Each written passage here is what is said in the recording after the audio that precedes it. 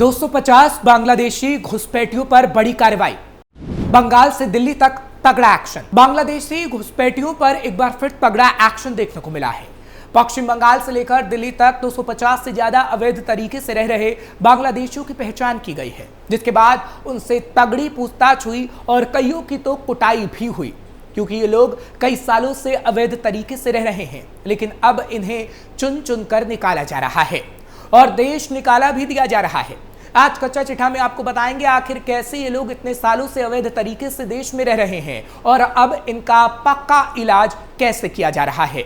नमस्कार, capital TV का खास शो कच्चा चिट्ठा देख रहे हैं आप। मैं हूं आपके साथ हर्ष भारद्वाज।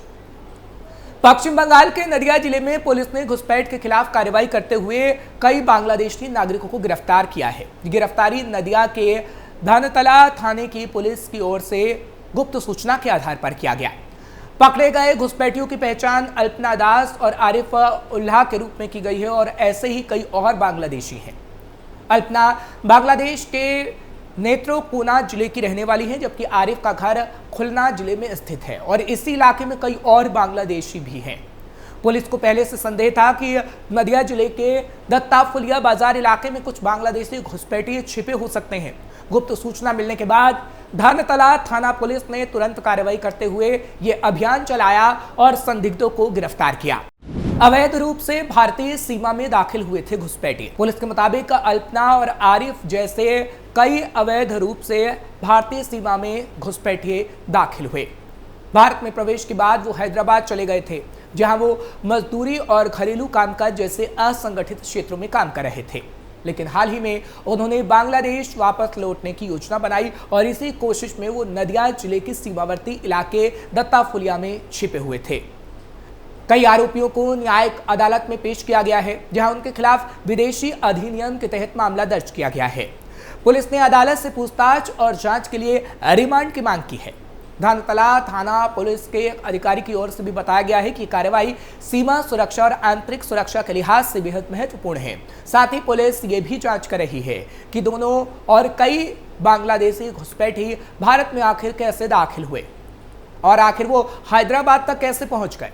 ये भी पता लगाने की कोशिश की जा रही है कि उनके पीछे कोई संगठित नेटवर्क तो नहीं है जो अवैध तरीके से लोगों को सीमा पार कराने में लगा हुआ है। फिलहाल पुलिस इस मामले में पूछताछ कर रही है और जैसे ही पूछताछ में कई जानकारियां सामने आएंगी, लोगों के साथ इस जानकारी को साझा किया जाएगा। दरअसल देश के लिए खतरा बांग्लादेशी घुसपैठिए सिर्फ सरहद पर नहीं है, बल्कि उससे भी बड़ा खतरा देश के अंदर हमारे आसपास पल रहा है। एक ऐसा टाइम बम है जो किसी समय धमाके में बदलकर हमारे देश और समाज को बड़ा नुकसान पहुंचा सकता है।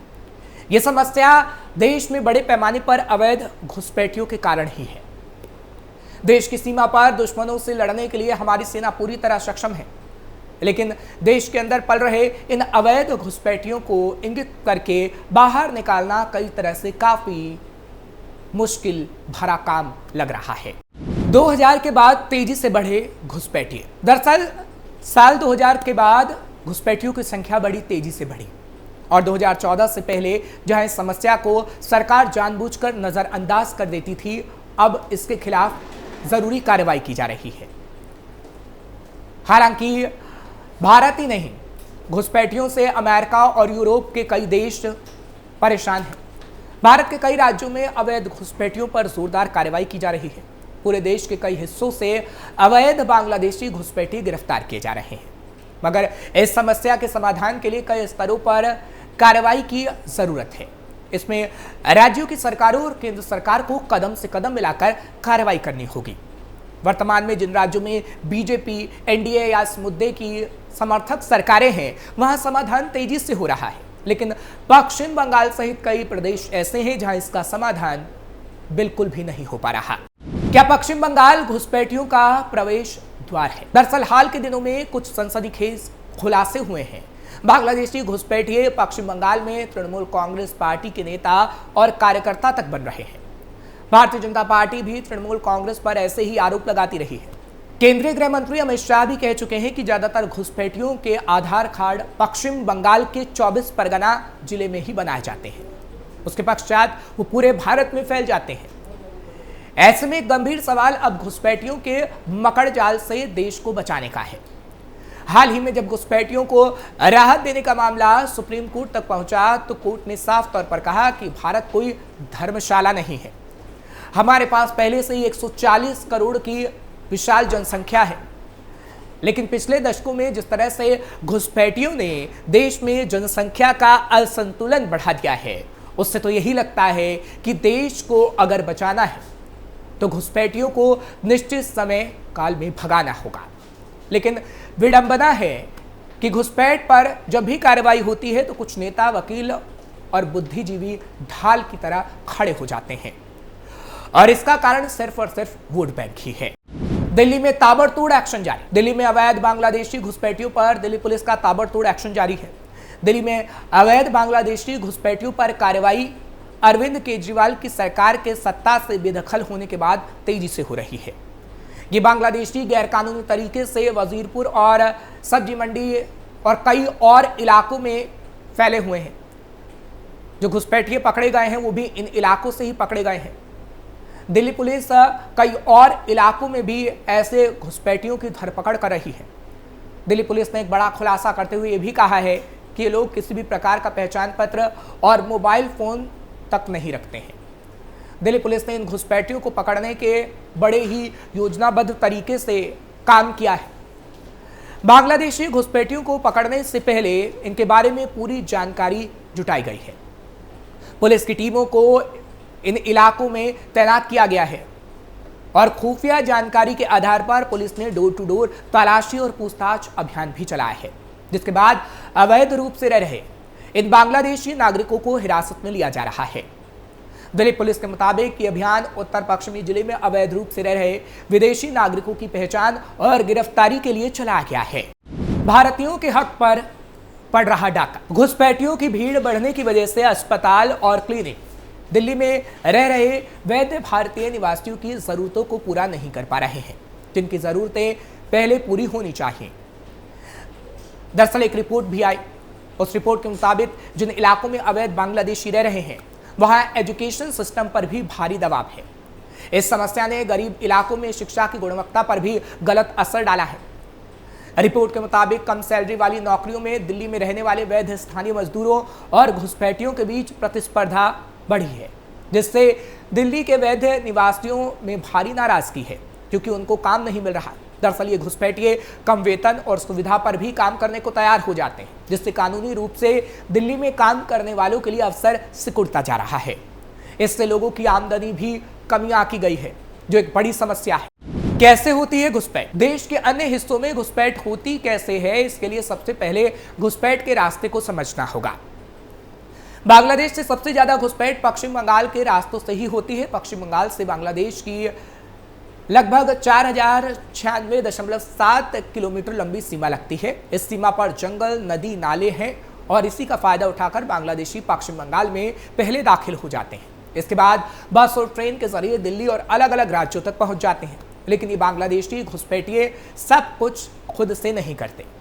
इनके लिए सीमा के दोनों तरफ ऐसे गिरोह हैं जो सीमा पार उन्हें करवाते हैं। सबसे पहले बॉर्डर क्रॉस कराने वाला गिरोह होता है, जो 15,000 से 20,000 तक में अवैध घुसपैठियों को भारत की सीमा पार करवा देता है। और फिर इसके बाद अवैध घुसपैठियां अलग अलग शहर में चले जाते हैं। हालांकि जब ये अलग अलग शहर में पहुंच जाते हैं, उसके बाद ये और पैसा खर्च कर फर्जी आधार कार्ड, फर्जी पासपोर्ट तक बना लेते हैं। एक बार जब कागज बन जाते हैं तो अवैध घुसपैठिए नौकरी या फिर अपना कोई काम धंधा शुरू कर देते हैं। देश के कई हिस्सों में मुस्लिम आबादी भी तेजी से इसी कारण बढ़ रही है। वोट बैंक में इस्तेमाल कर रहे राजनीतिक दल। मुंबई में बांग्लादेशी और रोहिंग्या घुसपैठियों की संख्या इस वक्त काफी बढ़ रही है, जो खबर आ रही है। राजनीतिक दल वोट बैंक की राजनीति के लिए इन्हीं घुसपैठियों का इस्तेमाल कर रहे हैं। अवैध घुसपैठियों के कारण मुंबई की झुग्गियों में ज्यादातर भीड़ बढ़ रही है, जिससे स्वास्थ्य, शिक्षा, स्वच्छता, जल आपूर्ति, बिजली जैसी सार्वजनिक सेवाएं बुरी तरह प्रभावित हो रही हैं। अवैध घुसपैठियों के कारण संसाधनों पर बोझ बढ़ रहा है। अवैध घुसपैठियों ने खुद किया खुलासा। केंद्रीय गृह मंत्री अमित शाह भी कह चुके हैं कि पश्चिम बंगाल के 24 परगना जिले से घुसपैठिए अलग अलग राज्यों में फैल रहे हैं। इस मामले में सबसे सनसनीखेज मामला हैरान कर देने वाला है, क्योंकि पिछले दिनों एक अवैध घुसपैठियों ने खुद खुलासा किया था कि वो बांग्लादेश में शेख हसीना सरकार के खिलाफ आंदोलन में शामिल था। उसके बाद वो भारत में आ घुसा। अवैध घुसपैठ पश्चिम बंगाल के जरिए ही उसकी तरफ से की गई और सत्ताधारी तृणमूल कांग्रेस पार्टी का वो कार्यकर्ता तक बन गया। इससे स्पष्ट है कि अवैध बांग्लादेशी और रोहिंग्या घुसपैठिए भारत में वोट बैंक से भी जुड़ते हैं और इसी से समझा जा सकता है कि क्यों कुछ पार्टियां और उसके नेता इन घुसपैठियों के लिए पलक बिछाए रहते हैं। इनके सभी तरह के पहचान पत्र बनवाए जाते हैं और ये लोग वोट भी देते हैं। कम्युनिस्ट पार्टी ने बसाए बांग्लादेशी मुसलमान। पश्चिम बंगाल में 1977 से लेकर 2011 तक कम्युनिस्ट पार्टी की सरकार थी। इन 3 दशकों में बांग्लादेशी मुसलमानों को घर जमाई की तरह पश्चिम बंगाल में बसा दिया गया, लेकिन 2011 में ममता बनर्जी के सत्ता में आने के बाद हालात और भी बदतर हो गए। आश्चर्यजनक तथ्य यह है कि ममता बनर्जी घुसपैठ का मुद्दा उठाती थी, लेकिन सत्ता में आई तो उल्टा उसका पोषक बन गई, क्योंकि बांग्लादेशी मुस्लिम घुसपैठिए ममता बनर्जी का बड़ा वोट बैंक बन चुके हैं। अवैध घुसपैठ ने पश्चिम बंगाल में जनसंख्या में असंतुलन पैदा कर दिया है, लेकिन वोट बैंक के लिए इनको ना तो पश्चिम बंगाल से निकाला जा रहा है और ना ही कोई बड़ी कार्रवाई की जा रही है। लेकिन जब से केंद्र सरकार की तरफ से बड़ी कार्रवाई करने के आदेश राज्य सरकारों को दिए गए हैं, तब से हम देख रहे हैं कि किस तरीके से बांग्लादेशी घुसपैठियों पर कार्रवाई हो रही है और चुन चुनकर उन्हें देश से निकाला जा रहा है। फिलहाल कच्चा चिट्ठा में आज के लिए बस इतना ही। कल फिर आपसे मुलाकात होंगे। खबर कैसी लगी कमेंट सेक्शन में जरूर बताएं। खबर को लाइक शेयर करें। कैपिटल टीवी को सब्सक्राइब करना मत भूलिएगा।